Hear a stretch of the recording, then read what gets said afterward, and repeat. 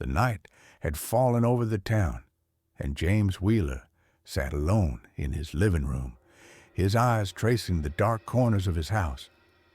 The wind howled outside, and the pale light of the street lamp outside his window flickered intermittently. The house was quiet, almost too quiet. He'd lived there for several years now, but the unsettling feeling that had been creeping up on him lately was like nothing he had ever experienced before. It wasn't just a feeling, it was the sound that he couldn't escape, the sound of scratching. At first it had been subtle, a light scratching, a faint noise in the walls that he could easily dismiss as the house settling or perhaps some critters moving around in the attic. But it didn't stop. Each night it grew louder, more distinct, until it was unmistakable. It sounded like something or someone was up there in the attic, slowly clawing at the ceiling. He couldn't shake the thought, the eerie sensation that something was wrong, and each night it seemed to get worse. James wasn't one to jump to conclusions. He was a man of reason, someone who prided himself on not letting his imagination run wild. But no matter how hard he tried to ignore it, the sound was always there, and it was always the same, a slow, deliberate scratching, like nails dragging against wood. His eyes flicked to the attic door, which remained closed, but he could almost feel the presence beyond it, lurking in the darkness. He couldn't take it anymore. The stress of the relentless scratching was starting to take its toll. He had tried everything, checking the attic, making sure no animals had gotten in, but every time he went up there was nothing. The attic was as empty as it had always been, no sign of rodents, no odd smells, and yet the scratching continued. James finally decided to take action. He needed proof. He couldn't just sit around waiting for whatever it was to drive him mad. So, late one evening, he decided to set up a camera in the attic. He wasn't sure if it would help, but at least it would give him something to show. Something that could explain the unexplainable. With a heavy sigh, he pulled down the ladder to the attic and climbed up. The space was dusty, the rafters old and creaky, and the air was stale. He set up the camera in the corner of the attic, making sure it had a clear view of the entire room. There was something unsettling about being up there, a feeling of being watched. But he forced himself to focus on the task at hand. He left the camera recording, then climbed down and returned to the safety of his living room. That night, as he lay in bed, trying to sleep, despite the tension in the air, he couldn't shake the feeling that the house wasn't as empty as it should be. The scratching was gone for now, but something felt off. His mind wandered as he stared up at the ceiling, waiting for the night to pass. The next morning, he woke early, eager to see if the camera had captured anything. With a sense of anticipation, he rushed upstairs to his computer and plugged in the camera's memory card. His fingers hovered over the mouse, his heart pounding in his chest. He clicked play and watched the footage from the night before. At first, there was nothing. The camera showed the empty attic, bathed in the pale light of the moon coming through the small window. The silence was almost deafening. Then, just past midnight, the first movement appeared on screen. It was subtle at first, nothing more than a shadow flickering in the corner.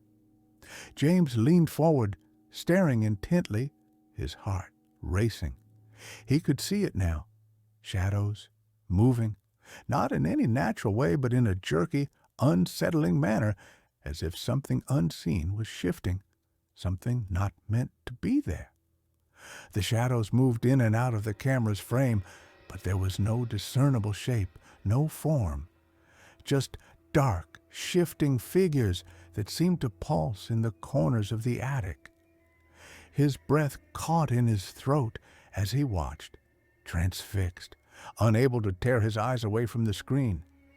The shadows grew more erratic, shifting in ways that were impossible to understand. It was as if something was toying with the very nature of the light itself. But that was all. No figures, no sound, just those strange, erratic shadows. James paused the footage, his hand shaking, his mind raced. What was he looking at? He rewound the tape and watched again, this time more slowly, examining every inch of the footage. Still, there was nothing but shadows. He had expected to see something, anything, a rat, a bird, or perhaps some other logical explanation for the sound in the attic. But there was nothing, just the shifting, flickering darkness. He couldn't make sense of it. The shadows weren't like anything he had ever seen. They weren't natural. He didn't understand what they meant or what they were. But the more he watched, the more his stomach churned with a deep sense of unease. There was something malevolent about it, as though the very air in the attic had been poisoned by whatever presence lurked there. James had to do something. This was no longer a question of curiosity. It was a question of survival. He couldn't continue to live in this house, not with whatever was lurking in the shadows of the attic. It was only a matter of time before whatever it was found its way into the rest of the house. He had to confront it head on. But the following night, things took a terrifying turn. The scratching noise that had plagued him for weeks returned. But this time, it wasn't coming from the attic. It was coming from his bedroom. The sound was unmistakable, a soft, deliberate scratching that seemed to echo through the silence of the night. James froze in his bed, his heart hammering in his chest. The scratching was unmistakable, just as it had been in the attic. But now it was coming from just beyond the bedroom door. He could hear it clearly, the sound of nails scraping against wood, inching closer and closer. Fear gripped him, and he sat up, his eyes darting toward the door. His breath caught in his throat as he waited, listening intently. The scratching continued, growing louder, more insistent, as if whatever was on the other side of the door was trying to get in. The darkness in his room seemed to thicken, suffocating him. He felt a cold chill settle over him, and for a moment he thought he saw something move in the corner of his eye. Something just out of sight. Something too large to be a trick of the light. But when he looked, there was nothing there, only the darkness, pressing in closer, growing heavier. The scratching continued, now directly beneath the door, like something was clawing at the wood, trying to get through. He had to move, had to do something, but his body refused to obey. His mind screamed for him to get up, to run, but he was paralyzed by fear, unable to act. And then, just when it seemed like the scratching would drive him mad, it stopped. The silence that followed was deafening, a thick, oppressive stillness that filled the room. James didn't know what to do. He sat there, frozen, staring at the door, waiting for something, anything, to happen. It wasn't until the morning light crept through the window that he dared to move. He rushed to the door, his hands trembling as he turned the knob. But when he opened it, there was nothing there. The hallway outside was empty, as it had always been. No signs of intrusion, no clues as to what had caused the scratching. But something had changed. James couldn't shake the feeling that something was different now, that whatever had been in the attic, whatever had been scratching at the walls, had crossed into his world. It was no longer confined to the attic, to the shadows. It was in his home now, in his life, and there was no escaping it. And that was when he saw it, a single small scratch on the floor just in front of the door. The next few days were a blur for James. He couldn't shake the feeling that something was wrong, that whatever had been lurking in the attic had crossed the threshold into his life. The sound of scratching hadn't returned, but the oppressive silence was even worse. Every creak of the house, every gust of wind seemed to amplify the tension that had settled in the air. The space around him felt smaller, more suffocating, as if the walls were closing in with each passing minute. He had tried to go back to his normal routine, but it was impossible to focus. The strange occurrence in his bedroom, the sound of scratching from the other side of the door, lingered in his mind. He had hoped it was some sort of trick, his mind playing tricks on him, perhaps. But deep down, he knew better. The fear in his bones told him otherwise. Whatever was happening, it was real, and it wasn't going to stop until it had its way. Unable to ignore the growing unease, James decided to take action again. He couldn't just sit by and wait for something worse to happen.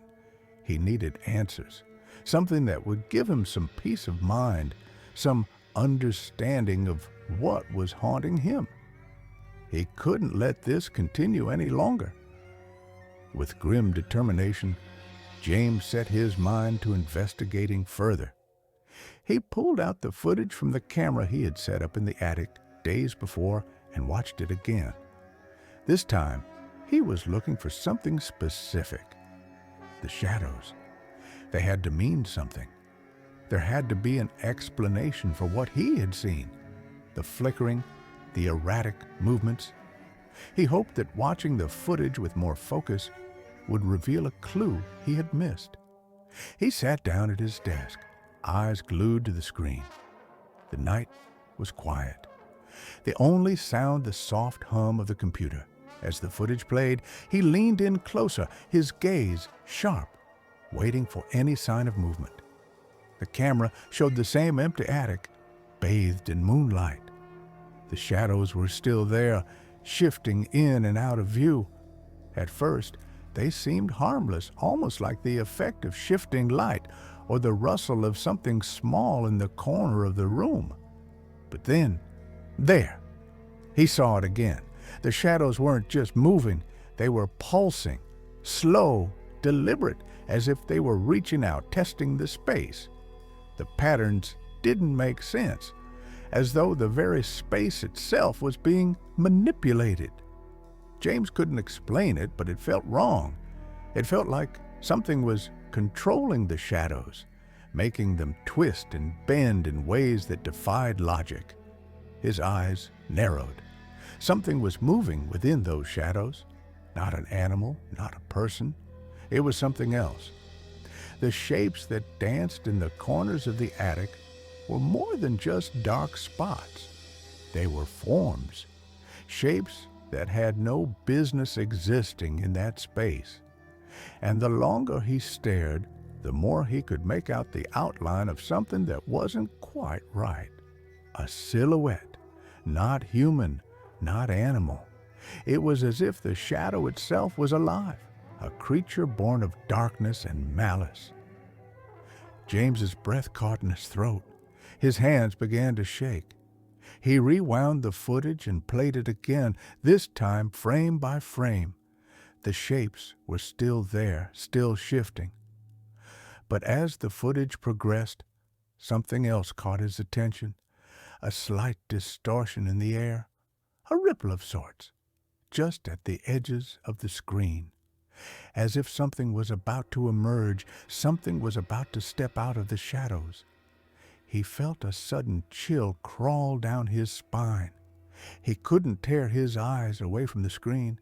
The room felt colder. The walls seemed to close in. His mind raced with questions, but no answers came. All he knew was that the attic had become a place of malevolent energy, a place where someone was waiting.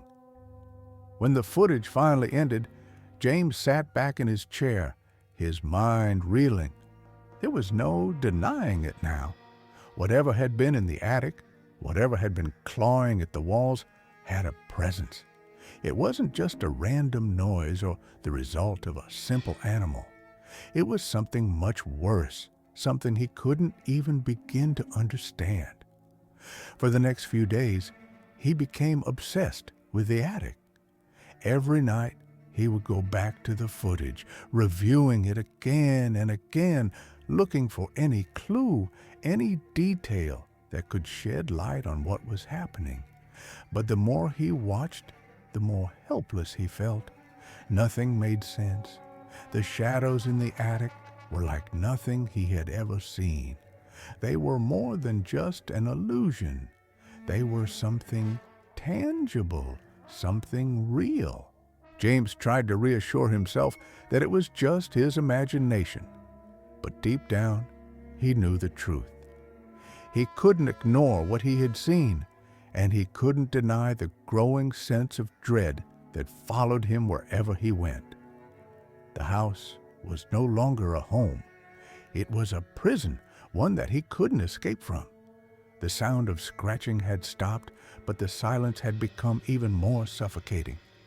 It was as if the house itself was holding its breath, waiting for something terrible to happen. And then, one night, it did. James was lying in bed, staring at the ceiling, trying to block out the feeling of dread that had settled in his chest. The house was eerily quiet, and the darkness seemed to press in from all sides. He had convinced himself that he was just overthinking things, that his fear had gotten the better of him. But as the minutes passed, he couldn't shake the feeling that something was watching him. The silence felt oppressive, like something was waiting in the shadows. He turned his head toward the door, his eyes scanning the dim hallway outside.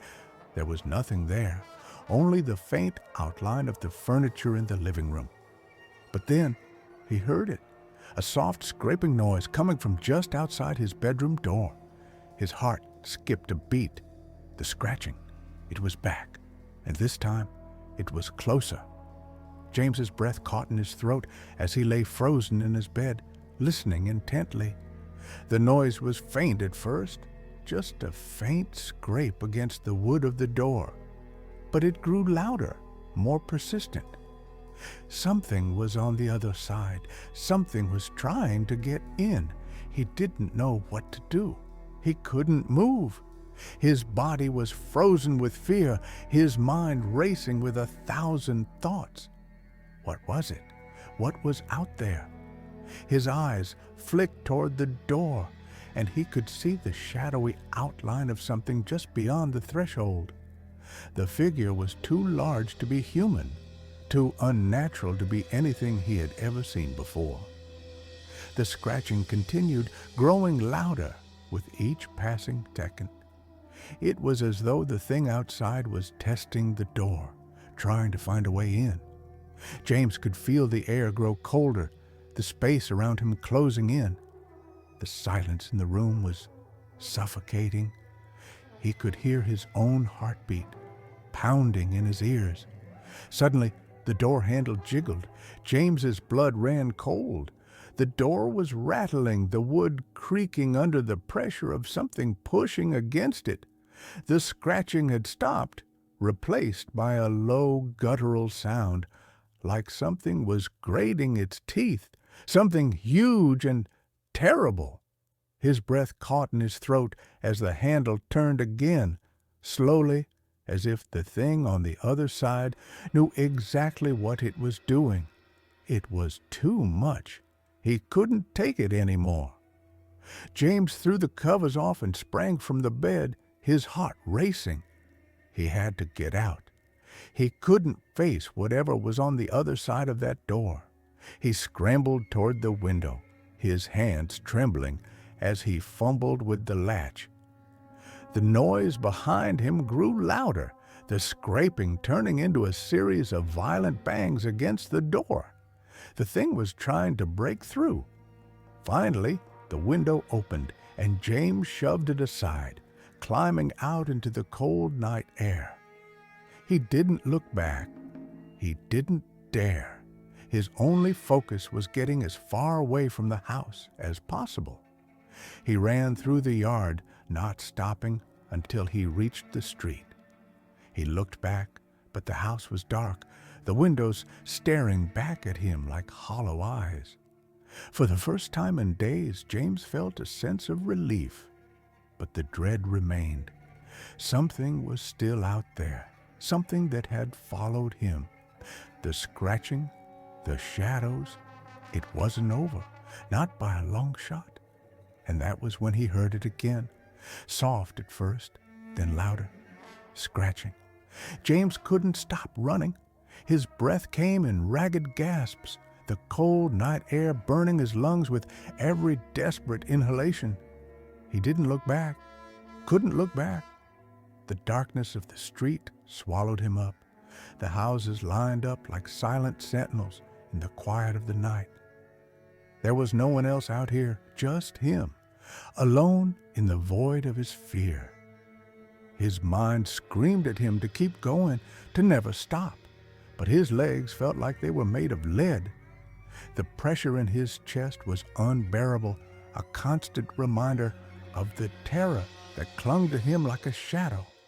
He stumbled forward, his shoes scraping against the pavement, the sound of his own footsteps oddly distant in his ears.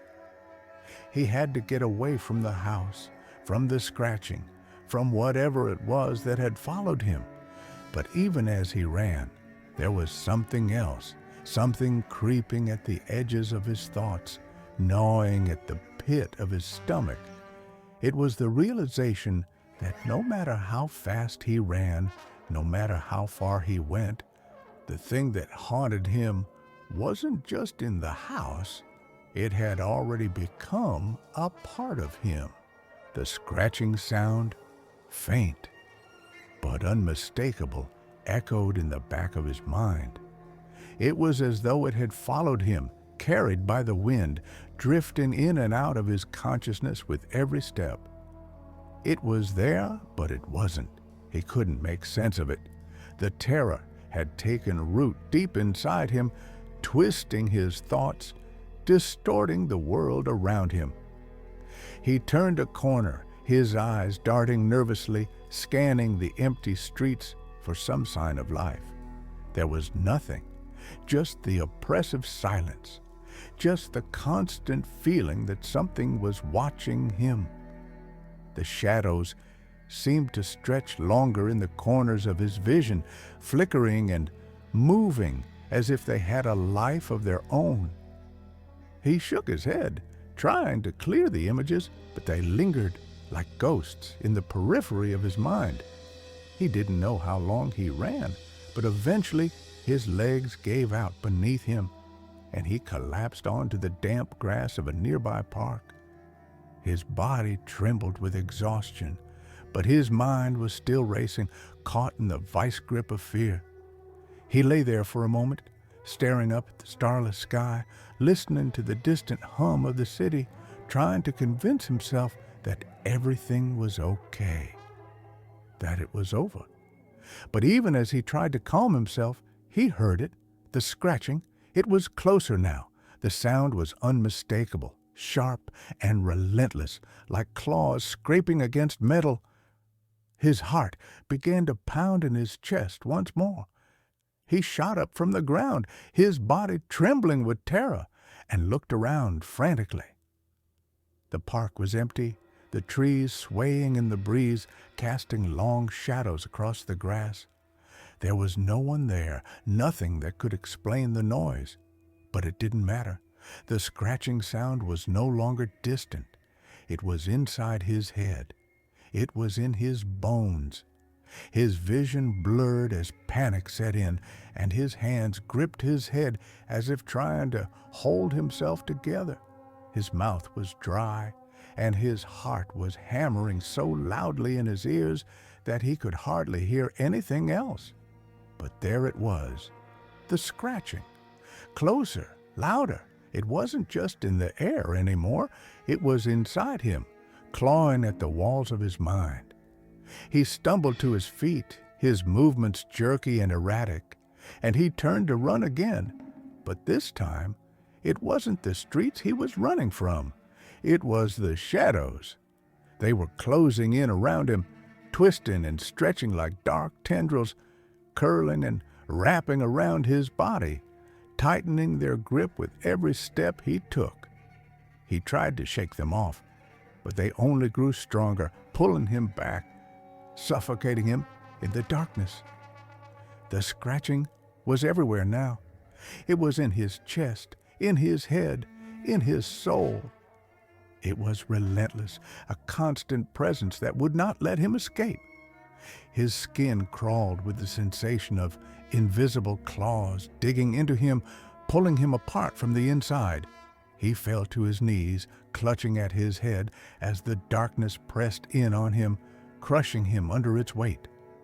And then, just as suddenly as it had begun, it stopped. The scratching was gone. James's mind was still reeling, his body trembling with the aftermath of the terror that had consumed him. He dared to open his eyes, his breath ragged, his chest heaving with each desperate gasp.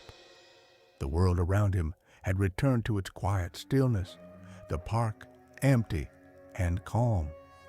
The shadows had receded, and the scratching was nothing but a faint echo in the back of his mind. He sat there for a long time, unable to move, unable to comprehend what had just happened.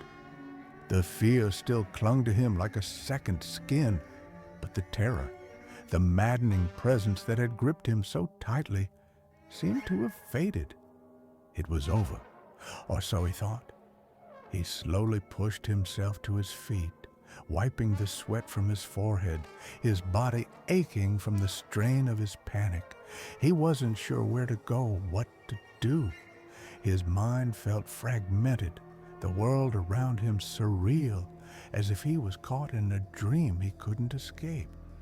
He started to walk, slowly at first, then faster as the adrenaline kicked in again. He didn't know where he was going, only that he had to keep moving, had to get away from the shadows, from the fear that still lurked at the edges of his thoughts. He passed streetlights and empty houses, the glow from the distant city lights casting long, distorted shadows on the pavement. Every step he took felt heavy, as though the world itself was weighing down on him, pulling him deeper into the night. And then, just as he was about to turn a corner, he saw it. A figure standing in the middle of the road, a dark silhouette, unmoving, casting no shadow. The hair on the back of his neck stood on end. James froze. His heart pounded in his chest as the figure remained still, unmoving, just standing there in the middle of the road, blocking his path. He couldn't see its face, couldn't make out any features. It was just a silhouette, a dark, formless shape that seemed to shimmer in the dim light of the street lamps. And then it moved. The figure stepped forward, slowly, deliberately, its movements smooth and fluid, as though it was gliding rather than walking. James's breath caught in his throat as he took a step back. The scratching sound filled his ears again, louder now, closer, as though it was coming from within the figure itself. He tried to move, to run, but his legs wouldn't obey him. The fear was paralyzing, numbing his body, locking him in place. He could feel the shadows closing in around him, creeping into his skin, into his bones. They were all around him now, swirling and twisting, wrapping him in their suffocating embrace. The figure was almost upon him now, its form flickering like a shadow, its edges indistinct, as if it didn't belong in the world at all. The scratching grew louder, more frantic, until it was all he could hear, all he could feel. His mind screamed for him to escape, but there was nowhere to go. The figure was too close, too powerful. And then, just as suddenly as it had appeared, it stopped. The figure was gone. James stood there trembling, his heart hammering in his chest, trying to make sense of what had just happened. But there was no time to think. The world around him was changing, warping, twisting into something unrecognizable. The air grew thick with the scent of decay, the shadows stretching longer and longer until they seemed to swallow the light itself. And then, just when it seemed like the darkness would consume him completely, the scratching stopped. The world fell silent.